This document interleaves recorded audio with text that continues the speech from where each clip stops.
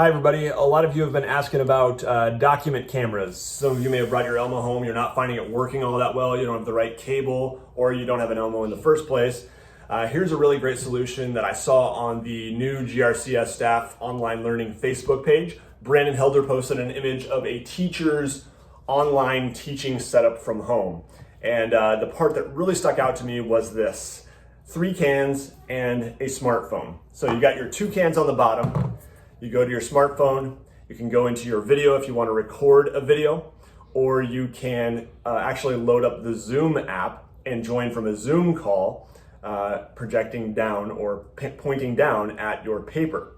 So I've just got a simple pad of paper here, and we can line it up properly, hit the record button, and then we put the 3rd can very gently on top. I do have a tempered glass screen protector on this phone, so that gives me a little more ease.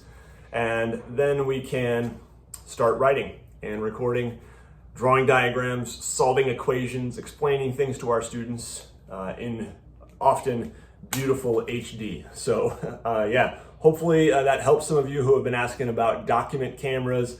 Yeah, let us know if you have any questions. Thanks.